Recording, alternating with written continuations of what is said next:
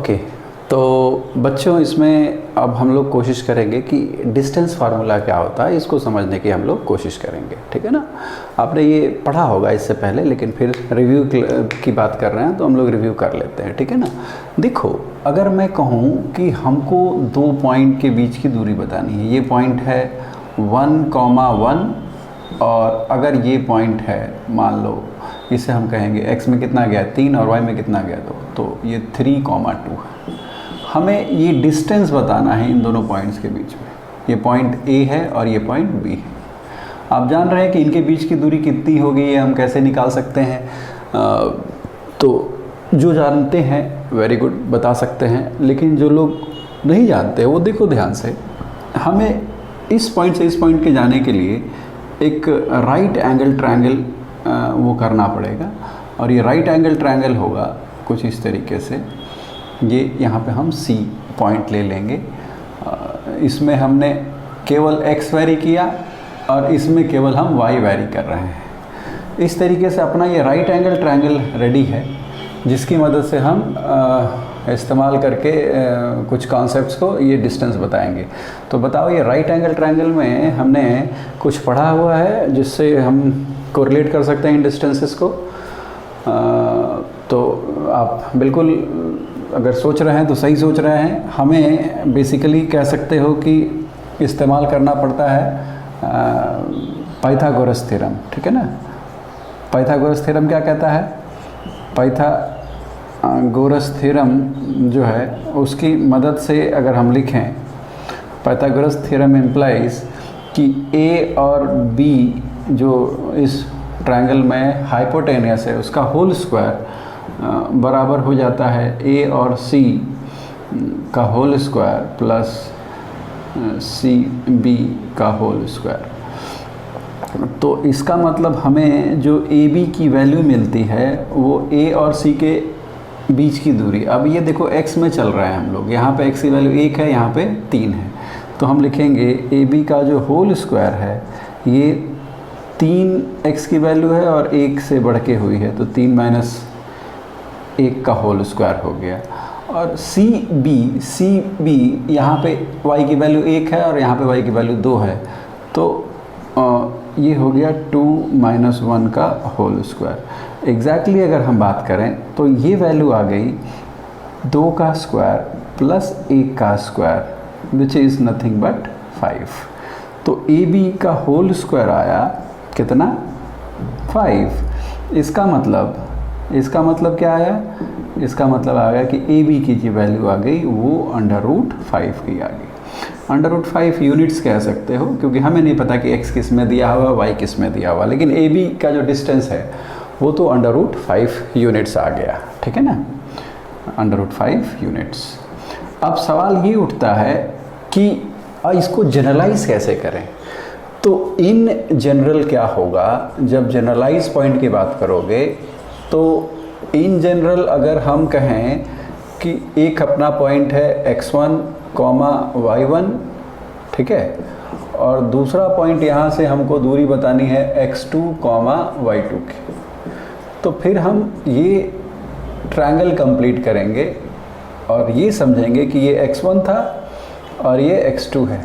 Similarly ये y1 है और ये जो है वो y2 है। तो टेक्निकली अपने को ये मिल जाता है y2 माइनस y1 और ये मिल जाता है x2 माइनस x1, और ये 90 डिग्री होने की वजह से ये जो L की वैल्यू आती है, तो डिस्टेंस फार्मूला इस्तेमाल करने के बाद हम इसको आराम से लिख सकते हैं। आप कहोगे फर्स्ट क्वाड्रेंट में ही, ऐसा कुछ कंडीशन नहीं है, आप कहीं पे भी 2 पॉइंट ले सकते हैं। एक राइट एंगल ट्रायंगल उसके हिसाब से बनेगा और उसी हिसाब से फिर आप आंसर बता पाएंगे। तो इन जनरल हम क्या लिखेंगे कि ये जो दूरी है पॉइंट A और पॉइंट B के बीच में जनरलाइज वे में, उसको हम कैसे लिखेंगे? तो लिखेंगे length L is √x coordinate का डिफरेंस x2 माइनस x1 का whole square plus y2 minus y1 का होल स्क्वायर। ये बिल्कुल ध्यान रहना चाहिए, इसमें कोई दाएं बाएं अलाउड नहीं है, ठीक है ना। ये आप बिल्कुल भी ध्यान रखें कि ये कुछ इस तरीके से ये वर्कआउट हो जाएगा।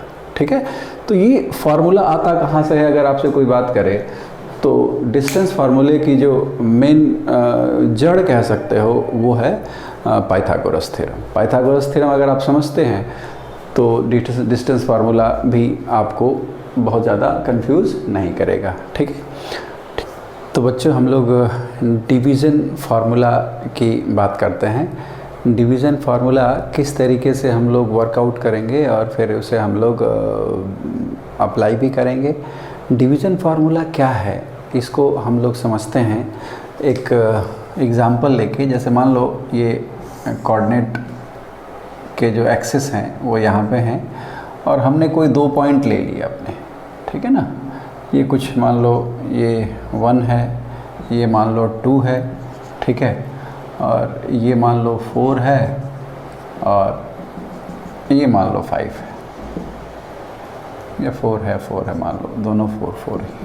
ठीक है, तो अगर ऐसा मान लेते हैं तो ये पॉइंट हो गया अपना A और ये पॉइंट हो गया B। ठीक है ना, A क्या हो गया जी, A हो गया 1,2 और B क्या हो गया 4,4। अब हम चाह रहे क्या है कि इस AB लाइन सेगमेंट पे एक पॉइंट बताएं C। कोई एक ऐसा पॉइंट ले लें C। C का हमें नहीं पता है क्या है ये, तो x, y मान लेते हैं। अब C क्यों लिया हमने, तो A और B के बीच में उसी लाइन सेगमेंट पे C बताना है कुछ इस तरीके से कि to find C such that क्या हो भाई कि AC बाई CB इज़ 1/2। यानी अगर ये 1 सेंटीमीटर हो तो ये 2 सेंटीमीटर हो, अगर ये 1 मीटर हो तो ये 2 मीटर हो। रेशियो 1:2 है। ऐसा नहीं कि ये 1 मीटर मान लेंगे, 2 मीटर मान लेंगे। रेशियो कुछ भी हो सकता है, वैल्यू कुछ भी हो सकती है, लेकिन रेशियो 1:2 है। अब अगर ये 1 है, ये 2 है, तो इसका मतलब हम इस तरीके से भी दे सकता था कि AC बाई AB ये कितना हो जाएगा बोलो, तो हम लिखेंगे कि AC divided by AC plus BC। और यहाँ से जो वैल्यू है, अगर ये 1 है तो ये 1 है और ये 2 है, यानी कि ये 1/3 हो जाएगा। तो किसी भी तरीके से दे सकता है पॉइंट का रेशियो। अब मुझे बताना है कि अगर ये हमने ले लिया कुछ x है तो ये हमारा 2x दिया हुआ है, या L है तो ये 2L दिया हुआ है। ठीक है ना जी, यही बुद्धि लगानी है। तो how to find the C, ये कहलाता है डिवीज़न फार्मूला। तो डिवीज़न फार्मूला एक मेथड है जिससे हम 2 पॉइंट को जोड़ने वाले लाइन सेगमेंट पे तीसरा पॉइंट का कोऑर्डिनेट निकालते हैं, और वो एक स्पेसिफिक रेशियो अगर हमें पता है तब हम बता सकते हैं। ठीक है ना, इस बात को ध्यान रखना है। और इस स्थिति में तब जबकि इस लाइन सेगमेंट में ये अंदर पड़ता है, इसे कहते हैं इंटरनल डिवीज़न। ये बिल्कुल ध्यान से समझ के चलना है। ठीक है ना, इंटरनल डिवीज़न का केस है। अब इसे हम कैसे बताएं, तो देखो इसको कंप्लीट कर सकते हैं। एक ट्रायंगल ले लेते हैं, यहाँ से ऐसे एक ड्रॉप डाल दो, ये O है, और यहाँ पे एक ऐसे ड्रॉप डाल दो P है। ठीक है ना, ये परपेंडिकुलर्स हैं तो ये ऐसे 90 हो गए। अब देख लो, कैलकुलेशन करना है तो in triangle AOC and triangle APB क्या होगा, angle AOC is equal to angle APB, और ये दोनों क्या है 90 डिग्री है। ठीक है ना, और angle CAO is angle BAP and that is same angle है। ये एंगल तो दोनों में कॉमन ही हो जाएगा। 2 एंगल कॉमन हो गए या सेम हो गए तो तीसरा ऑटोमेटिकली क्या होगा, सेम हो जाएगा।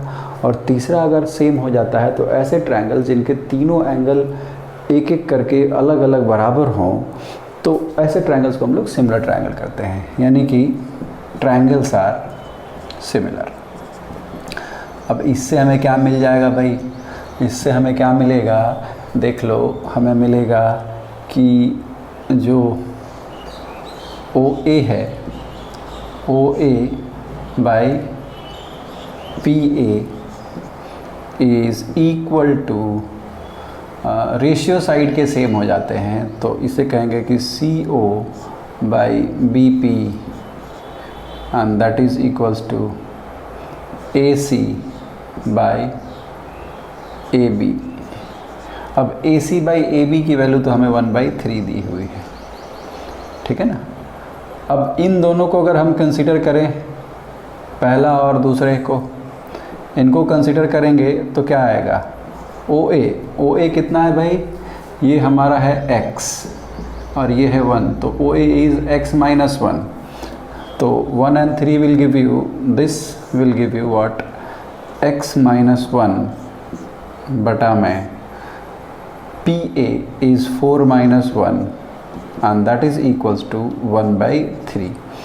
इसका मतलब क्या हो गया कि x minus 1 is 3 divided by 3 and that is 1, तो x की वैल्यू हो गई 2, x की वैल्यू आ गई। उसी तरीके से अब हम इसको और इसको ले लें, इन दोनों को, तो इन दोनों को जब हम लेंगे तो हमें क्या मिलेगा, ध्यान से देखो, CO कितना है, ये y है और ये क्या है, 2 है, तो ये है y minus 2 divided by BP कितना है, 4 माइनस 2, तो ये 2 हो गया और ये 1/3, तो this imply that y minus 2 is 2/3 और इसलिए y की वैल्यू कितनी हो गई, 2 प्लस 2/3, जिसका मतलब होगा कि 8/3। तो यहाँ से आगे अपने को y इज इक्वल्स टू 8/3, ये ध्यान रखना है और इस चीज़ को हमें समझ कर चलना है। तो ये हमने कोऑर्डिनेट्स निकाल लिए और अब हम इसको जनरलाइज भी कर सकते हैं।